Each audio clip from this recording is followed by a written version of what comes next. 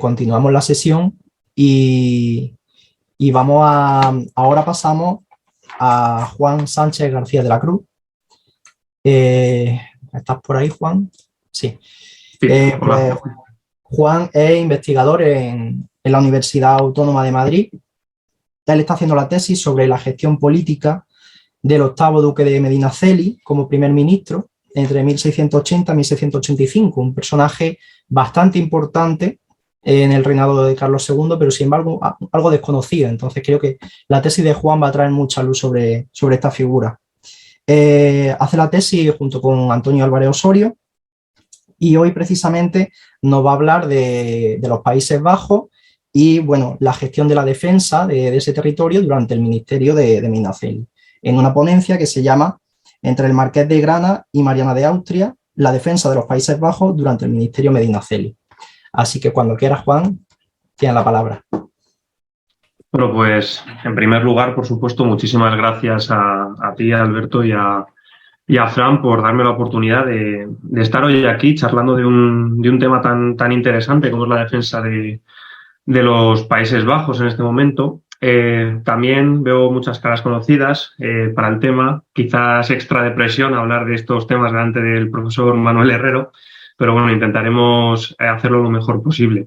Fundamentalmente voy a intentar trazar una perspectiva muy general, ¿no? Más o menos desde el año 79, ¿no? Desde la firma de la paz de Nimega hasta aproximadamente el año 83, en el que se rompe la guerra, y el año 84, en el que cae Luxemburgo, viendo las grandes líneas, ¿no? que traza Medinaceli en estrecha relación también con Mariana de Austria para defender este territorio tan importante. Carlos II accede, como todos sabemos, al trono sumamente joven, con unos 3-4 años de edad, y se convierte en el monarca de una vastísima monarquía que, sin duda alguna, atraviesa una etapa complicada y llena de retos para el gobierno. Además de las inquietudes domésticas de la corte de Madrid durante el periodo de regencia de la reina Mariana de Austria y posteriormente las que tuvieron lugar a comienzos del reinado personal ya de Carlos II, hubo una constante preocupación hacia la amenaza que suponía Francia para los intereses de la corona española. Un elemento común en el reinado de este último Habsburgo español y que en buena medida articula la política exterior en este periodo es la sumamente agresiva estrategia militar que despliega Luis XIV, como bien nos ha comentado antes Fran. Las tropas galas ejercieron una presión considerable y constante, siendo un punto de especial conflictividad, ¿no?, esta frontera de los Países Bajos españoles. Esta franja territorial se convirtió en un objetivo preferente para las ofensivas francesas, ya que siempre había sido claramente una amenaza al reino, a la corona francesa, debido a la proximidad que tenía con su capital, con París. Además, los Países Bajos españoles eran también un escollo fundamental para atacar a las Provincias Unidas, las cuales entraban también en estos objetivos militares de Luis XIV. El deseo de ataque a las Provincias Unidas no solo era, digamos, resentimiento personal de Luis XIV hacia esta república, sino que existía una clara motivación económica por la riqueza del territorio y su economía, y una motivación política que también tenía ese objetivo de debilitar la Triple Alianza que había refrenado las ambiciones francesas años antes. Esta conjunción, ¿no?, entonces de intereses en la zona hizo que los Países Bajos se convirtiesen en una pieza clave en la política europea del último tercio del siglo XVII. A inicios del ministerio del duque de Medinaceli se había visto que la animosidad con que Luis XIV se desenvolvía contra los Países Bajos españoles se había demostrado claramente con dos guerras en tan solo una década: la de devolución, que nos ha comentado Francisco, y la posterior guerra de Holanda, ¿no?, del año 1672 a 1678. Estos antecedentes habían puesto de manifiesto, por un lado, la necesidad imperiosa de destinar una cantidad considerable de recursos para la defensa de este territorio, y, por otro lado, la importancia de continuar esa estrategia diplomática de atracción de aliados que sirviese de, digamos, dique de contención ante las aspiraciones expansivas de Luis XIV. También en la actividad bélica de la década de 1670 se había puesto de manifiesto la importancia que tenía la cuenca entre los ríos Mosa y Rin, siendo una franja de territorio que se reveló fundamental para los intereses franceses sobre los Países Bajos españoles, pero también sobre las Provincias Unidas. Se había demostrado ese interés claramente con, por ejemplo, la toma del Ducado de Lorena, la posterior toma del Franco Condado o los intentos de atracción de diversos electores de esta zona, como por ejemplo el elector de Colonia, ¿no?, que se convierte en estos momentos en un lector bastante filofrancés. Sin embargo, bueno, en definitiva, la importancia de esta zona explica los esfuerzos diplomáticos, ¿no?, de la monarquía de España para, en primer lugar, digamos, asegurar la protección del Círculo Imperial de Borgoña, cuya cabeza era Carlos II, y, en segundo lugar, atraerse dentro de la medida de lo posible a los príncipes alemanes, estos príncipes electores integrantes del Círculo Imperial del Rin, sobre todo, fundamentalmente, a través del pago de subsidios, o al menos, si no atraerlos, evitar que cayesen en la órbita de influencia francesa. Esta iniciativa diplomática tenía fundamentalmente como objetivo cubrir la retaguardia meridional y oriental de los Países Bajos y también dificultar, por supuesto, la maniobrabilidad de las tropas francesas. En este sentido, por tanto, se mostró como un pilar clave mantener las buenas relaciones con Viena y, sobre todo, intentar atraer, en la medida de lo posible, los esfuerzos del emperador, de Leopoldo I, para defender las posesiones de los Habsburgo españoles. Si relacionamos estos sucesos en los Países Bajos con la Corte de Madrid, en mi caso partimos del hito, como no podía ser de otra forma, del nombramiento del octavo duque de Medinaceli, Juan Francisco Tomás de la Cerda, el 21 de febrero de 1680 como primer ministro de Carlos II. El duque había, dicho de manera suave, ascendido en un laberinto cortesano, un periodo que podemos tildar de turbulento, como es el ascenso y la caída del duende de palacio, ¿no?, de Fernando de Valenzuela, y la posterior etapa en el poder de Don Juan, una corte en ese momento en la que era difícil desenvolverse. A pesar, más allá de estas tensiones, ¿no?, en el seno de la corte, en lo que concierne a la política exterior, Medinaceli inicia su ministerio en una teórica paz con Francia. Se había firmado a comienzos de 1679, ¿no?, se había rematado la paz de Nimega. En ellos, bueno, más allá de todas las cláusulas de esta paz, ¿no?, destacar quizás la pérdida de varias plazas de los Países Bajos, Valenciennes, Condé, Cambrai, Cambrésis, Saint-Omer y Pré, entre otras, y la pérdida del Franco Condado, a la que antes aludía Fran. Además, en las cláusulas de esta paz, y esto es interesante para comprender esta agresividad constante hacia estos territorios, se había previsto expresamente el derecho del monarca francés a poder reclamar aquellos territorios que en origen, décadas anteriores, incluso siglos anteriores, estaban unidos a las provincias que se acababa de anexionar el francés. Se crean, dicho de manera breve, las cámaras de reunión en Metz, en Peysac y en Besançon, encargadas de averiguar, ¿no?, estos derechos de posesión de los territorios que tenía potestad de reclamar Francia en virtud de esta antigua relación. Y, en definitiva, esta política, ¿no?, de reuniones es uno de los desencadenantes principales, si no el principal, para entender la guerra que se avecinará a mediados de la década de 1680 entre la Corona de España y Francia. Sin embargo, y bueno, como decía, a pesar de esta hipotética paz con la corona francesa, el ministerio de Medinaceli en esta zona, sobre todo, bueno, y en prácticamente todas las zonas de Europa, se caracteriza en esa primera mitad del ministerio por la constante tensión con Luis XIV, que sin duda alguna fue increciendo hasta la definitiva declaración de guerra en octubre de 1683. Por ello, aunque desde Nimega había paz, podemos hablar de una guerra fría, o si lo preferimos, una paz alterada o una paz caliente, que fue foco de una gran preocupación, una clara preocupación para el gobierno de la monarquía. La hostilidad francesa hacia las posesiones carolinas fue continua y especialmente sangrante, diría yo, en los Países Bajos. La amenaza principal, esta vez es cierto, se cernió sobre el Ducado de Luxemburgo, que, si somos realistas, desde 1682 sufrió un bloqueo prácticamente permanente por parte del ejército francés, aun estando en supuesta paz, ¿no?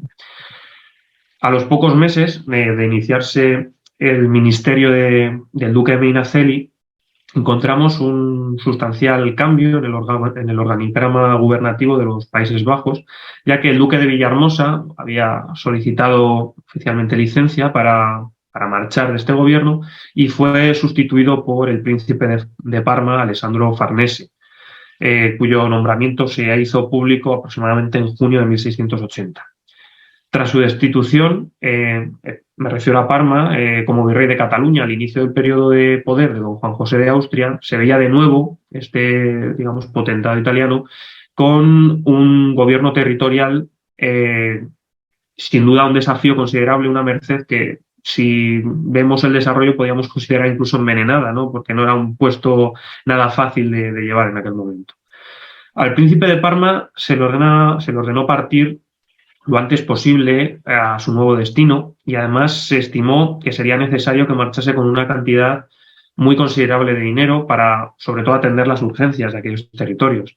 Con el nombramiento de Farnese se intenta, por un lado, reconducir la situación de la zona tras una poco conveniente paz y, por otro lado, y esto es curioso, desvanecer los rumores que se habían extendido desde el inicio del ministerio de Medinaceli sobre una posible negociación entre Medinaceli y Luis XIV para mantener la paz a cambio de la cesión de los Países Bajos españoles. Conversaciones y negociaciones que en ningún momento se han revelado como ciertas, pero bueno, otra estrategia más para, como siempre, minar el poder de un primer ministro o de un valido.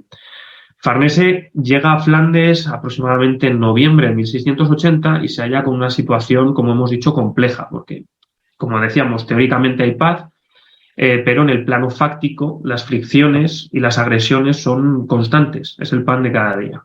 Su posición como gobernador se halla, por tanto, en una disyuntiva. Por un lado, se le ordena que no emprenda hostilidad ninguna hacia los franceses, pero por otro lado, se le pide que aumente las tropas y comience a realizar todas las prevenciones necesarias de cara a una posible guerra. El gran designio del gobierno del príncipe de Parma, por tanto, debía ser evitar la confrontación, pero al mismo tiempo continuar con esa política diplomática, pasando oficios con las Provincias Unidas, pasando oficios con Inglaterra, para hacerles partícipes de esas constantes violaciones que cometían los franceses contra Nimega y contra la propia soberanía de Carlos II. Además de hallarse en este frágil equilibrio, la acción de Alessandro Farnese se volcó fundamentalmente, en reforzar y abastecer, presidiar, en definitiva, Luxemburgo, que ya estaba clarísimamente amenazada. Y también, a esto me refería antes, intentar atraer a algunos de los príncipes y electores del Rin. Sobre todo, en este momento, si miramos la documentación de Estados y Mancas, ponen especial énfasis en atraerse al elector de Maguncia, al de Treveris y al de Colonia. Pero bueno, el de Colonia, digamos que podíamos considerarlo, o visto lo que sucede posteriormente, filo francés. ¿De qué manera? Pues sobre todo ofreciéndoles subsidios para que no se decantasen del lado de Luis XIV y no quedase la retaguardia de estos Países Bajos comprometida. Y además hay que tener en cuenta, para evitar el bloqueo del Rin, ya que si se bloqueaba, cualquier refuerzo que pudiese hacer llegar Leopoldo en caso de guerra se vería bastante dificultado. El gobierno del príncipe de Parma se extiende hasta mediados de 1682, cuando fue relevado por el marqués de Grana. La sustitución de Farnese fue un episodio que suscitó bastante interés y cierta confusión en la Corte de Madrid. En un principio, el primer ministro había asegurado al aristócrata italiano que no sería removido de su cargo y que Grana acudiría a Flandes únicamente con título de gobernador de las armas, lo cual ya suscitó ciertos chascarrillos entre algunos nobles, viendo si serían capaces de acomodarse el uno al otro. Sin embargo, los rumores de que el marqués acudía para hacerse con las riendas del gobierno de los Países Bajos se habían difundido ya prácticamente por toda la corte, destacando, por ejemplo, el marqués del Fresno, que suponía que Grana, después de haberse introducido como gobernador de las armas, depondría a Farnese y se quedaría en Flandes con el absoluto manejo de todos los asuntos. Bueno, esta cábala de Fresno no iba para nada desencaminada y, de hecho, finalmente fue acertada, ya que Al parecer, cuando llega Grana a estos Países Bajos, llega a su vez con 2 documentos, aparte de este gobierno de las armas. Uno, un despacho del rey solicitando la presencia del príncipe en Madrid, y otro, un despacho en el que se le otorga el puesto de gobernador y capitán general en Intel. Sin embargo, hay que mencionar que estos documentos, teóricamente, solo debían ser utilizados en el caso de que Farnese no se aviniese a colaborar con Grana. Pero parece que finalmente el envío del marqués, en definitiva, para reducir esta cuestión, se posicionó como el gobernador general, como sucesor del príncipe de Parma. Ya que había sido una clara medida de presión desde la corte para forzar al príncipe, si no a solicitar licencia, al menos a marcharse de aquel gobierno. Detrás del envío de Grana parece que no hay duda de que se halla la mano del primer ministro, que había urdido que se le diese el despacho de gobernador sin informar al Consejo de Estado, lo que en palabras del embajador de Módena había sido tropo despótico, demasiado, muy despótico por su parte.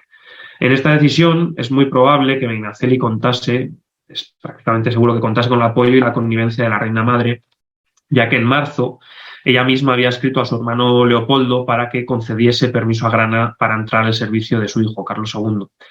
Además, en esta coyuntura, la reina madre era un apoyo bastante importante al ministerio del duque, dado su interés fundamentalmente de bloquear las aspiraciones políticas de los Haro y encarnadas fundamentalmente en el conde de Monterrey y su hermano, el marqués del Carpio. Es decir, Mariana en ese momento, de manera coyuntural, podemos decir que es un apoyo, un pilar interesante para el ministerio del duque. Además, el nombramiento de Grana como gobernador de los Países Bajos encaja muy bien dentro de la estrategia de Medinaceli para defender este territorio. Bueno, hay que partir del axioma principal que la política de Medinaceli en todo su ministerio es intentar conservar la paz. De hecho, innumerables embajadores y también bastantes nobles dicen que el único que va a remover al duque de Medinaceli de su cargo es Luis XIV. Es decir, en el caso de que entrase en una guerra, obviamente una guerra que la monarquía de España no estaba en condiciones de librar. Grana había llegado a Madrid en mayo de 1680 como embajador del emperador, donde desde el primer momento intentó mostrar cercanía con el joven soberano Habsburgo, ya que sus comportamientos, y cito textualmente, fueron más de criado doméstico que de ministro. Para sorpresa de algunos personajes de la corte, frente a la costumbre de nombrar un consejero de Estado como comisario del embajador, fue el propio primer ministro el que se arrogó esta función. Este gesto ponía ya de manifiesto la intención de Medinaceli de mantener, por un lado, el favor de la reina madre, muy aún unida a ciertos intereses con Viena, y correr bien con el marqués de Grana, para ganar fundamentalmente el patrocinio y el apoyo del emperador en estos designios de defensa. La elección de Grana parece, por tanto, una maniobra hábil para lograr, como hemos dicho, comprometer a Leopoldo I en la defensa de los Países Bajos ante la amenaza francesa. Quizá los antiguos vínculos que unían a Grana con el soberano imperial ayudasen a atraer parte de esos recursos. También parece que el marqués tenía una buena relación con el príncipe de Orange y era, según la correspondencia, estimado en Inglaterra, lo que en principio podría poner en buena disposición a los aliados para involucrarse en el amparo de las posesiones de Carlos II en el norte de Europa.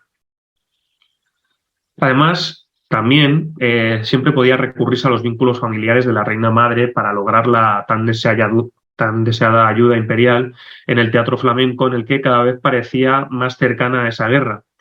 Por otro lado, el conde de Mansfeld el nuevo embajador imperial, llegó a Madrid en abril de 1683, lo que también en ese momento podía haber resultado beneficioso para esa estrategia de atracción de Leopoldo I, ya que el conde, y de nuevo cito textualmente, era finísimo amigo del marqués de Grana, les unía cierta amistad. Sin embargo, la estrategia de defensa, con el apoyo y atracción de estos aliados, y en especial, sobre todo, del emperador, fracasó estrepitosamente.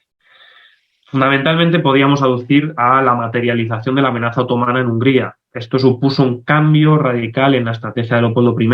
La prioridad pasó a ser, obviamente, la defensa del frente oriental contra el sultán, y la defensa de los intereses de sus parientes Habsburgo en Madrid pasó a un segundo plano. La guerra con los otomanos coincidió con un recrudecimiento de las agresiones francesas en torno a Luxemburgo.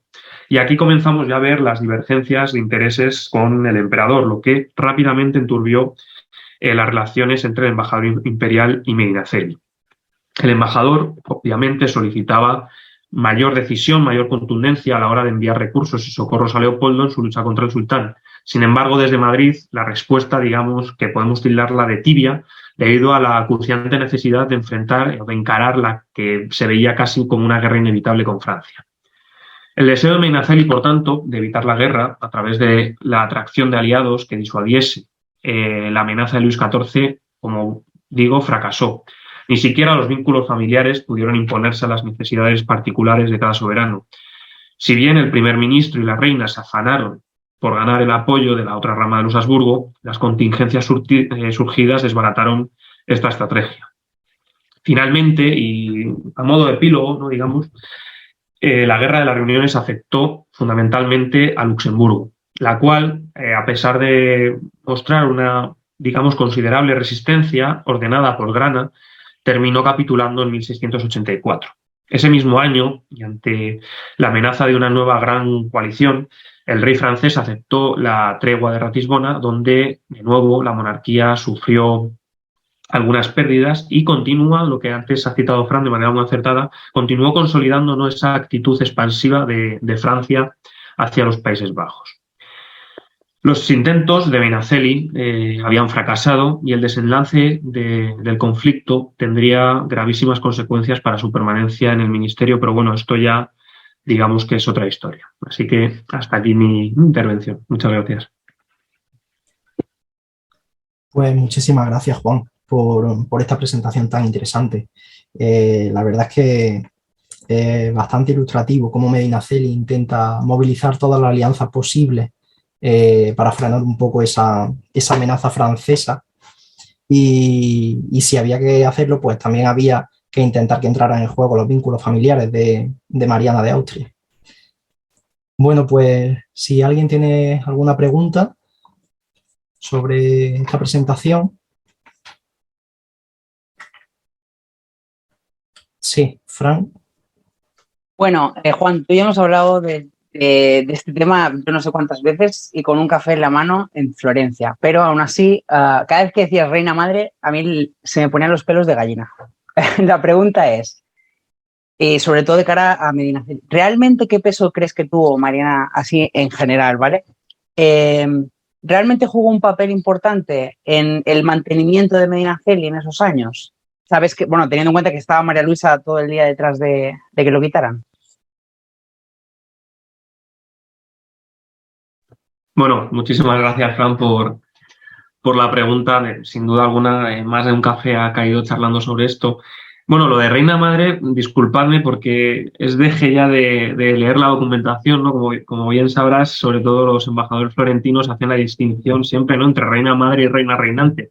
Y al final, de tanto estar leyendo esa documentación de manera tan machacona, al final se te queda incluso alguna manera de hablar. Bueno, la pregunta es difícil y es extensa. Más allá de, hasta ahora, lo que he visto es que Mariana se constituye un apoyo, pero digamos desde la inactividad, no se opone a Medinaceli, porque entiende que Medinaceli en ese contexto es el mal menor. Es el mal menor porque orbitan, digamos, dos facciones, ¿vale? Por un lado, como he dicho, los aros, teme a Carpio, lo teme, no lo quiere en Madrid, y por otro lado, el condestable, con el cual parece que tampoco tiene una relación de especial cercanía y es una persona, según la documentación, con la que era difícil el trato y el negocio en la corte. A Medinaceli siempre se ha tildado de un ministerio más suave, más diplomático, una persona, digamos, más afable, el mal menor. ¿Qué pasa? Este equilibrio que mantiene con la reina madre, en un momento determinado, sobre todo en el 84, comienza a quebrarse. Sobre todo, en primer lugar, como os he dicho, los reveses en el exterior juegan un papel fundamental para la defenestración de Medinaceli y comienzan a surgir figuras en la corte, bueno, no surgir, pero estaban ya presentes, pero comienzan ya a reivindicar un papel más preeminente, como por ejemplo el conde de Oropesa. En ese momento en el que cambia el statu quo, la reina madre también se posicionará. Perdón, la Mariana de Austria, disculpa. Así que, digamos que no podemos llamarla aliada como tal, pero sí que es cierto que en un primer momento, no, sobre todo en los primeros compases del ministerio, hasta casi el año 83, no se opone directamente. Y el no oponerse ya es un gran gesto para la permanencia de Medinaceli. No sé si te he respondido. Sí, no, de hecho te estaba escribiendo que a mí me gusta que le digas reina madre, porque suena muy potente lo de reina madre. Pero, sí, a ver, es que es un personaje muy complicado y, bueno, hay más, todos los que hemos trabajado un poco a Carlos II, esta figura la tenemos súper presente y yo creo que todavía le hace falta analizar bien el papel de reina madre, no tanto el de regente, sino todos, porque fueron 20 años al final, claro, de madre del rey, ¿no? Bueno, y añado una cosa más. De hecho, cuando en el ínterin entre la muerte de Don Juan y el nombramiento de Medinaceli, es decir, entre septiembre del 79 y febrero del 80, surgen innumerables, digamos, alternativas, ¿no? Se nombra una junta, se nombra un ministro, el rey escoge válido al estilo clásico, por así decirlo. Bueno, la junta siempre es problemática en ese momento porque ¿a quién se incluye? ¿A quién se excluye? ¿Cómo se equilibra esa junta? En definitiva, muchos dicen que Medinaceli accede al poder porque es, digamos, el que menos enemigos aúna en ese momento o en todos entienden que puede ser el mal menor para sus intereses. Y la reina, voy a decirlo, la reina madre, ahora sí que es cierto que parece que entra en esa dinámica.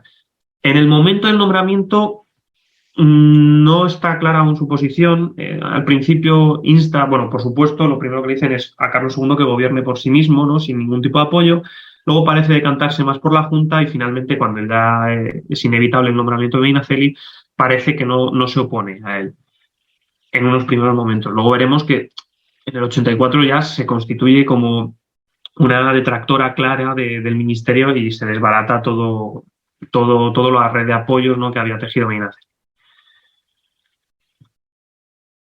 Muy bien. Manuel Herrero. Gracias, Alberto. No sabía si con la mano bastaba, que a veces se confunde con el aplauso. Gracias, Juan. Yo no te voy a preguntar mucho por el tema, que es el tema de este seminario, que es de las mujeres. Es evidente que la intervención de Mariana de Austria con su hermano, con Leopoldo, es un elemento clave, ¿no?, para atraer al emperador, ¿no?, ante esta situación de incertidumbre en la que está sumida la monarquía. A mí me gustaría más, y me ha interesado mucho lo que has comentado justamente de la llegada de Grana a los Países Bajos, ¿no?, porque creo que es clave, es un momento bastante complicado, ¿no?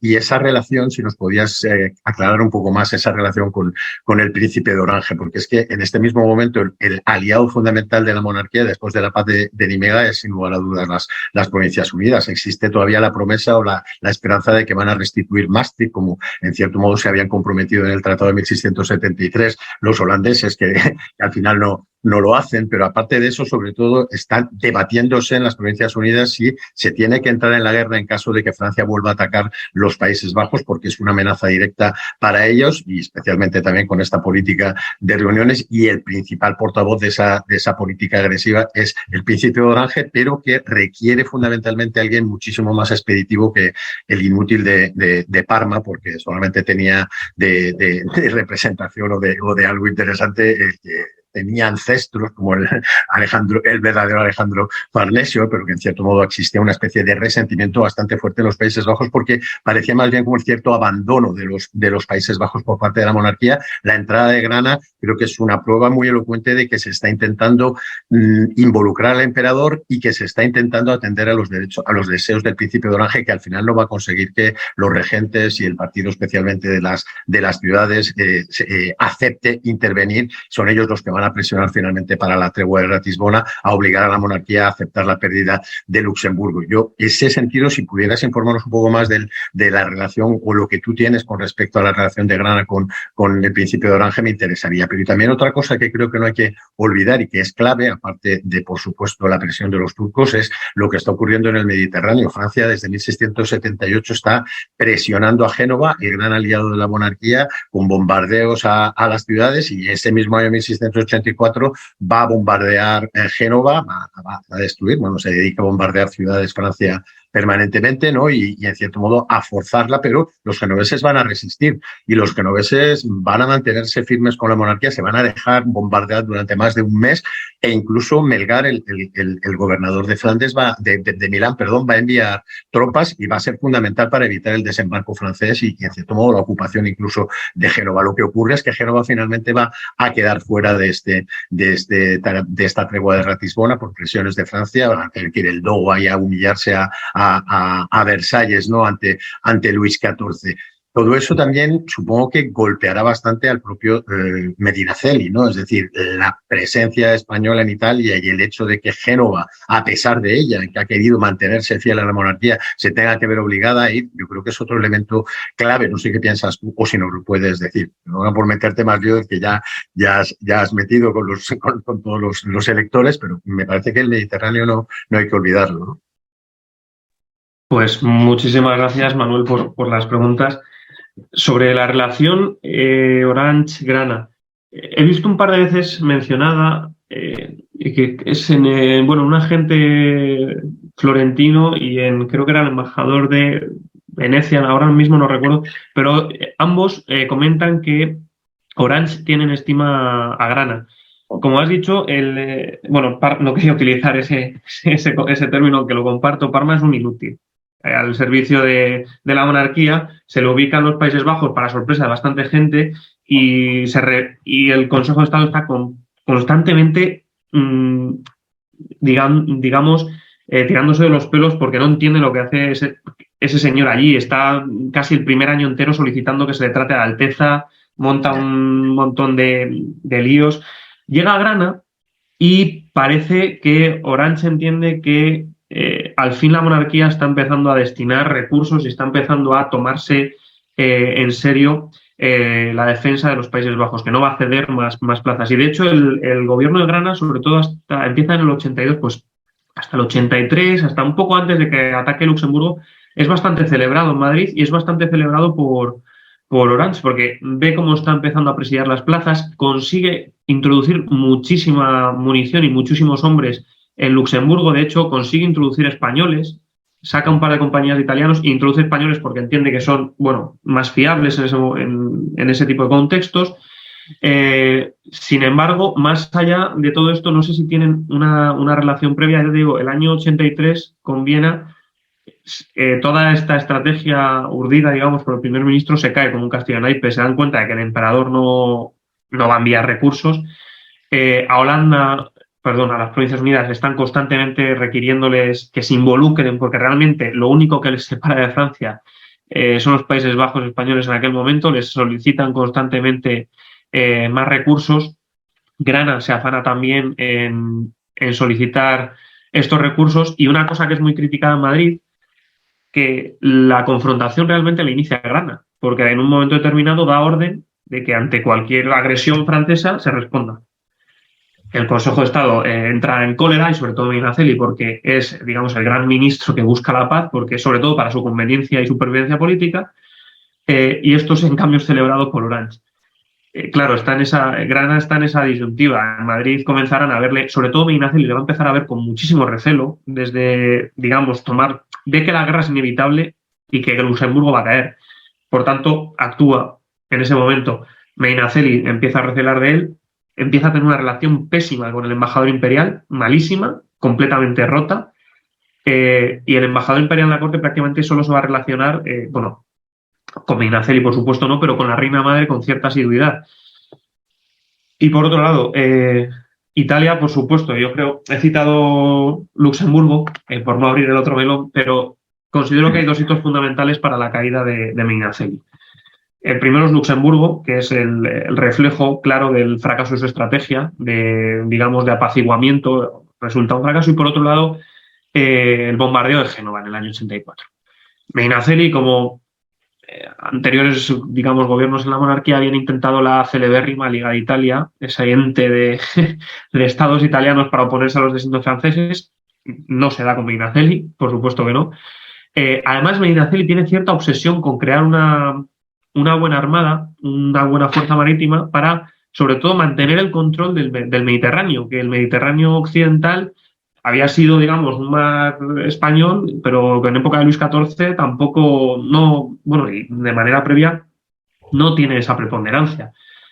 Esta apuesta personal del duque otra vez se revela fracasada con el bombardeo de Génova. No, tiene que ser por tierra belgar, como bien has comentado, el que socorra al tradicional aliado de la monarquía y el que está sustentando un poco ese teatro del noroeste de la península italiana. Aparte, bueno, por supuesto también Casale, las negociaciones constantes para que no se ceda Casale, para que al final, de nuevo, Casale entra una guarnición francesa y el corazón del milanesado, del Estado de Milán, se ve amenazado. Lo mismo con el duque de Saboya. A ver si intentamos atraerlo para que no sea filo francés, cataplum, otro revés, porque demuestran, vamos, ser más filo francés que el propio Luis XIV, vaya. O sea, en definitiva es una conjunción en el año 84, un año terrible para el ministerio de Medinaceli, que él había apostado constantemente por la paz, y como digo, no porque fuese una persona muy piadosa, sino porque entendía que su supervivencia política dependía de una paz, aunque fuese una paz ruinosa, una paz constantemente violada, paz era. En el momento en el que se declara la guerra, Medinaceli aguanta, no llega a un año, más o menos. Un año, además de un declive rapidísimo, porque hasta el 83 todo el mundo dice que se mantiene con absoluta autoridad, incluso le llaman déspota, y de repente, en el 84, pierde la confianza del rey, es mucho más atacado, más aún, o sea, se redoblan las sátiras, se redobla la pérdida de aliados hasta que cae definitivamente en el 85 y habría caído antes. De hecho, bastantes embajadores dicen que no se le echa antes, lo primero, por el sustituto. Encontrar un sustituto es complicado. Al final, Oropesa, que llevaba, digamos, en un segundo plano mucho tiempo y que no quería aceptar el primer ministerio porque entiende que es una posición de la cual tarde o temprano vas a caer, al final se ofrece o es nombrado presidente de Castilla y yo creo que desde ese momento Medinaceli, su estela, decae rapidísimamente. Supongo que también por eso sería que esa exaltación de todo lo que es la toma de Budapest y de la toma de todos los parafernalias que se montan en la monarquía con tantas derrotas, la única manera de intentar ocultar todo esto pues es apropiarse, digamos, de las victorias de Leopoldo. Pero bueno. Sí, totalmente. O sea, de hecho, la cabalgata tocha en 1683, la cabalgata en el 86... claro, la cabalgata por la victoria en Buda. Es curioso, ¿no? El doble rasero de vamos a celebrar los triunfos del emperador, pero en cambio nos están solicitando con insistencia máxima que por favor al menos se desbloqueen las décimas que se habían cedido del Reino de Nápoles para ayudar al emperador, que esta a su vez las cede a Juan Sobieski. La monarquía no suelta un duro, quizás no porque no quiera, sino porque no tiene tampoco ni para defender su propia monarquía. Sin embargo, eso sí, las celebraciones son apoteósicas. Claro, en un momento así, para algo que hay que celebrar, pues se celebra. Gracias. A ti. Bueno, pues yo simplemente apuntar una cosa que me ha resultado bastante curiosa y es cómo todavía la fórmula de gobierno separado entre las armas y el gobierno político se mantiene, que es una cosa que ya había apuntado Alicia Esteban de Stringada para el periodo archiducal.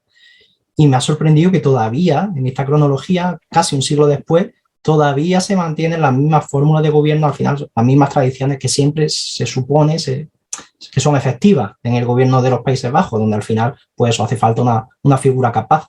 Sí. Lo que tiene es el parachoques de la monarquía.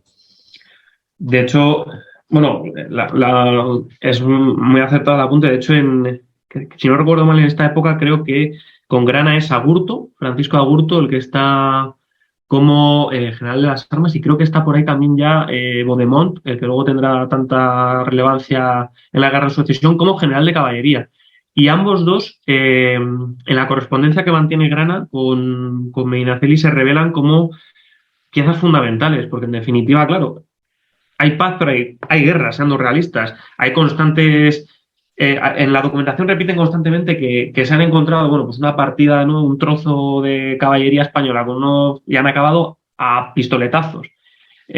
Por tanto, sobre todo, creo que en ese momento tienen especial peso este gobierno de las armas con Grana, porque como decía, fácticamente están en una situación de guerra. En otro momento quizás tuviese más relevancia, no sé, el gobierno, no sé, económico, por decir algo, pero en este momento de guerra no declarada, y de hecho, si no recuerdo mal, Agurto sustituye a Grana, es el sucesor de Grana, es decir, que es un puesto que a veces lo pasamos por encima, ¿no? Solo vemos al gobernador general, pero son dos personas muy, muy relevantes. Y al parecer, claro, siguen una estela, una tradición en ese organigrama no gubernativo de los Países Bajos que es, en cierta manera, un tanto inmutable. Sí, sí. Al final es que siempre el peso de la tradición, lo que comentaba Manuel Claro. antes por el tema de la entrada, siempre son las mismas fórmulas.